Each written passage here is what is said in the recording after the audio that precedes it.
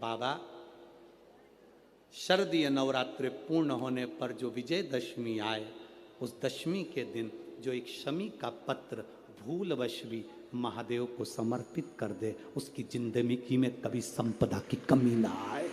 एक शमी का पत्र, एक शमी का पत्ता 14 करोड़ सोने की मुद्रा से प्रबल हो जाता है। एक शमी का पत्र। आज भी कई जगह पर विजयदशमी के दिन, कई स्थानों पर विजयदशमी के दिन शमी के पत्ते का लेन देन होता है। शमी के यहाँ होता है कि नहीं होता हमको स्मरण नहीं है, महाराष्ट्र में तो, पर कई जगह पर होता है। यहाँ पर भी शमी का जो पत्र होता है, विजयदशमी के दिन लोग देकर उसको प्रणाम करते हैं, माता पिता को नमन करते हैं। क्यों? आप अपने बच्चे हो, आपसे पूछेंगे, आपकी औलाद आपसे पूछेगी, आपके आने वाली पीढ़ी आपसे पूछेगी, माँ ये कौन सा नाटक बनाकर रखा है तुम लोगों ने? शमी का पत्ता दे, शमी का पत्ता ले, मिलने जाओ तो शमी का पत्ता क्यों लिया दिया जाता है? बच्चे पूछेंगे। आज की पीढ़ी बहुत प्रश्न करती है, उसको उत्तर देना पड़ेगा कि एक पत्ते में 14 करोड़ स्वर्ण मुद्रा का फल होता है। एक शमी के पत्र में आज के बच्चे जो प्रश्न करेंगे, उसका उत्तर देने के लिए तुम्हें तैयार रहना पड़ेगा। उस उत्तर को तुम्हें देना पड़ेगा कि ये शमी का पत्र विजयदशमी पर क्यों लेन देन किया जाता है, शमी का पत्र क्यों शिव के मंदिर में जाता है, शमी के पत्र की मूलता क्यों होती है, इसको समझाना। एक शमी पत्र में वो फल है।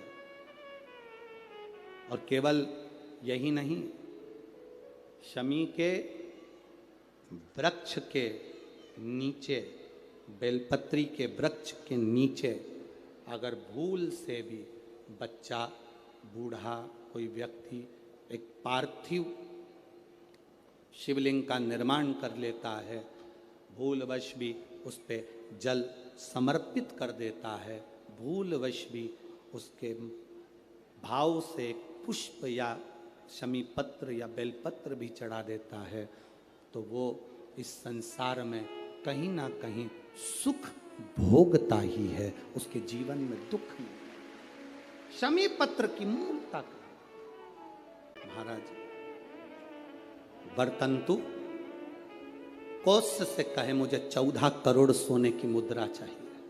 गुरु परीक्षा लेता है। गुरु परीक्षा की घड़ी में ऐसा सामने आता है कि परीक्षा लेने के लिए तत्पर।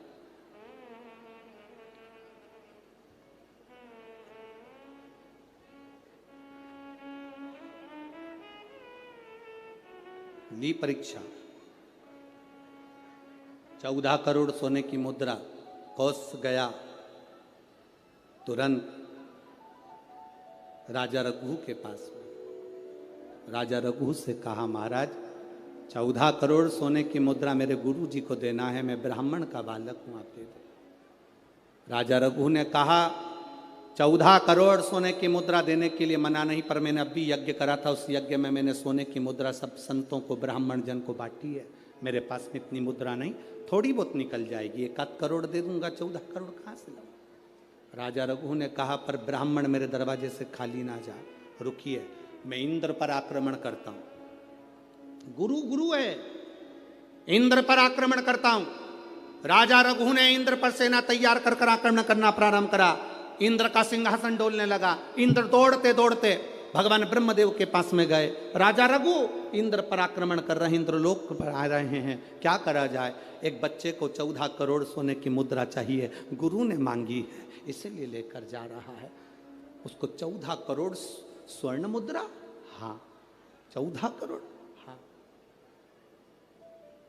क्या करें?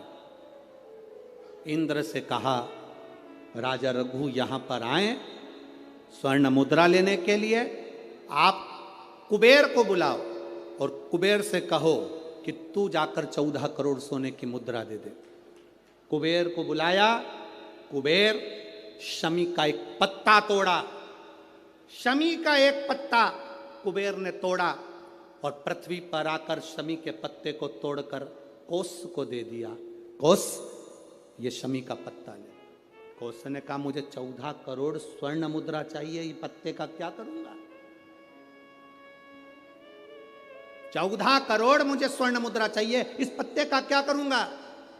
तब कुबेर ने जो पत्ता दिया और कौत्स्य से कहा कि यह बर्तन तू महर्षि को ले जाकर दे देना, वह महर्षि समझ जाएंगे इस पत्ते में क्या है। बर्तन तू महर्षि के पास में एक शमी का पत्ता ले जाकर कौत्स्य ने दिया। कौत्स्य ने जैसे ही दिया, बर्तंतु ने उस पत्ते को अपने सिर से लगा लिया और जान गया ये मेरे महादेव का शमी का पत्र है। एक पत्ते में 14 करोड़ सोने की मुद्रा का फल होता है। 14 करोड़ सोने की मुद्रा का फल एक शमी के पत्ते में होता है। नवरात्रि चल रहे हैं, इसके बाद में दशहरा आता है। नवरात्रि के बाद लोग रावण को जलाते हैं। तो कभी तुमने विचार करा कि 9 देवी के बाद ही रावण क्यों मरा? कभी विचार करना था कि रावण को पहले जला देते हैं, देवी जी बाद में बिठाएंगे। और ये नवरात्रि के बाद रावण का संहार हुआ है, नवरात्रि के बाद रावण मरा है। उसका कारण आज भी वही है कि बेटियों पर गलत दृष्टि देने वाले, अगर घर में बेटियां जन्म ली हैं, बहन बेटियां तुम्हारे घर में रह रही हैं, तो उन बेटियों पर गलत दृष्टि देने वाले का अंत कैसा होता है, ये रावण का चरित्र बता देता है कि उसका अंत ऐसा होता है।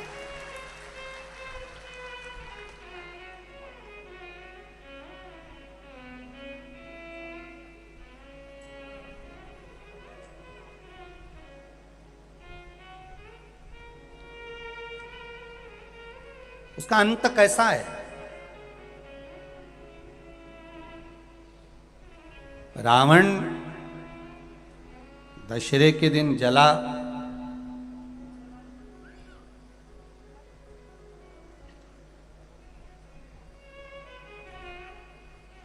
दशहरे के दिन जल रहा है, पर एक विचार अपने मन में लेकर आना कि रावण से बड़ी गलती तो कौरवों ने करी थी। रावण तो सीता जी को हर कर लेकर आया और अशोक वाटिका में ले जाकर रख दिया था, पर कौरवों ने इतनी बड़ी गलती करी कि भरी सभा में चीर पकड़कर खींचा जा रहा है और उसको नग्न करा जा रहा है, उसके वस्त्र को खींचा जा रहा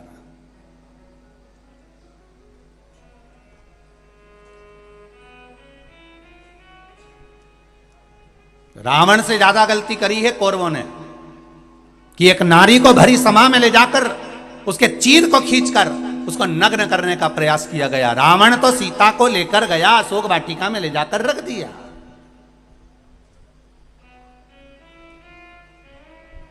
पर कौरव ने तो भरी सभा में केश पकड़कर खींच कर लेकर आए और उसके चीर को खींचा गया, उसके चीर को खींचा गया। तब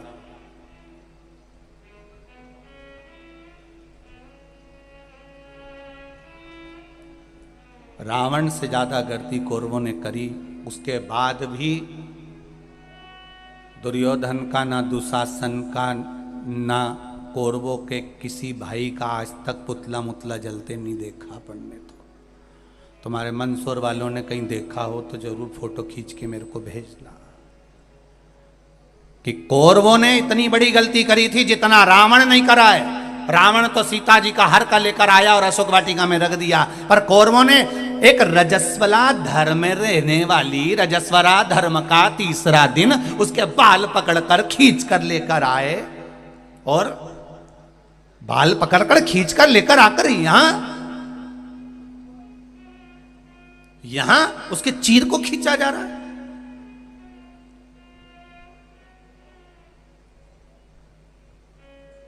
विचार करिएगा कभी एकांत में बैठ के कि क्यों रही है एक कौरवों का पुतला क्यों नहीं जला रहे। इन्हें तो गलती तो करी थी और ज्यादा करी, रावण से ज्यादा गलती करी, फिर रावण का ही पुतला अकेला का क्यों जला।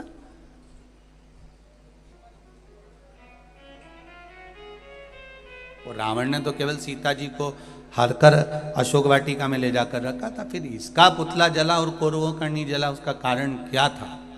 क्या कारण था ऐसा कौन सा कारण पड़ गया था कि रावण का पुतला जलाया गया और कौरवों का नहीं जलाया गया?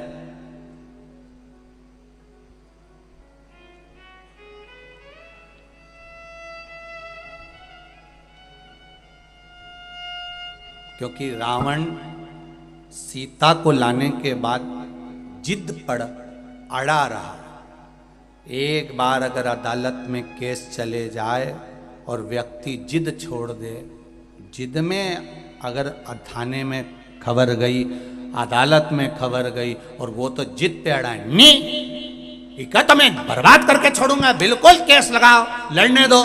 10 साल हो गए, 15 साल हो गए, अदालत में ही सड़ रहे हैं, पड़े हैं और अभी भी जिद नहीं छोड़ रहे हैं। अगर एक बार व्यक्ति जिद छोड़ दे तो अदालत के आधे केस केवल राजीनामा में ही निपट जाए। लंकाधिपति रावण जिद नहीं छोड़ पाया और कौरवों के केवल 2 भाई थे, दुर्योधन और दुशासन, जो कि जिद पर अड़े रहे। बाकी के भाइयों ने 98 ने जिद छोड़ दी। इसलिए इन कौरवों के पुतले नहीं जले और उस लंकाधिपति रावण के जले, क्योंकि जिद पर अड़ा रहा। परमात्मा से दूर होने का कारण ही हमारी कहीं ना कहीं मन को भटकाने का क्रम ये कान कर जाते हैं।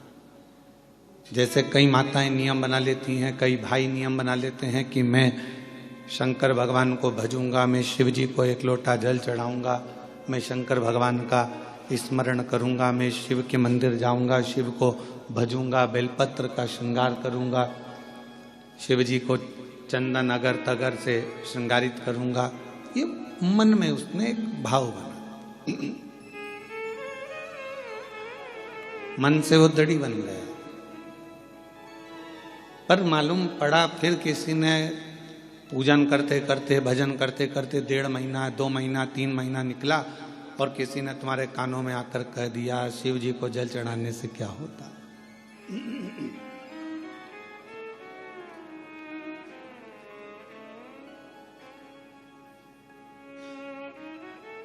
आप तो गलत संगत में पड़े हुए हो, गलत विचारों में पड़े हुए हो, गलत संगत में पड़े हुए हो, गलत भाव में पड़े हुए हो, तो शिव कैसे रीझेंगे।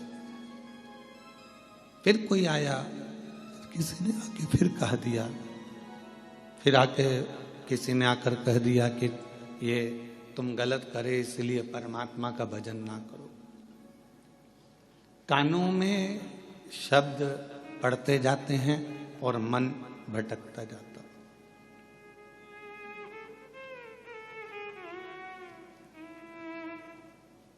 मन भटकता कब है? जब हम गलत लोगों की बातों में आ जाते हैं।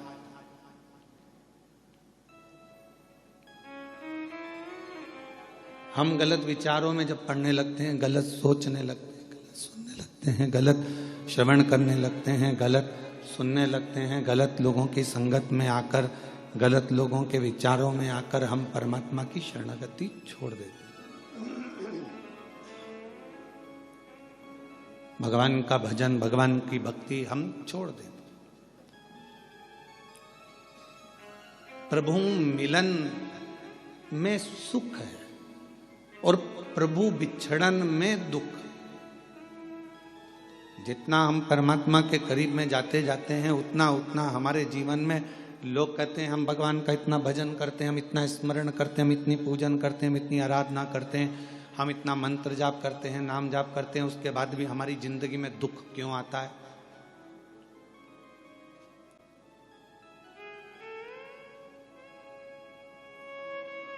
आप सब समझदार हैं।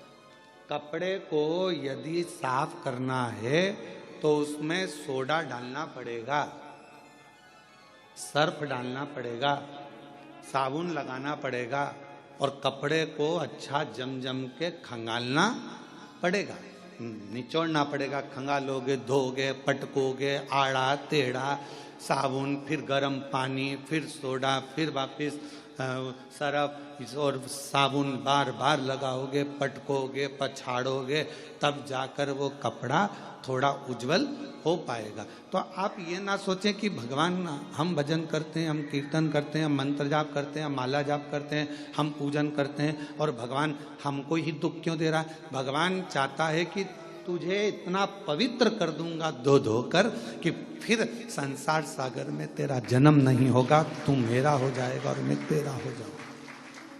तू मेरा हो जाएगा और मैं तेरा हो जाऊंगा। तू भटकेगा नहीं फिर।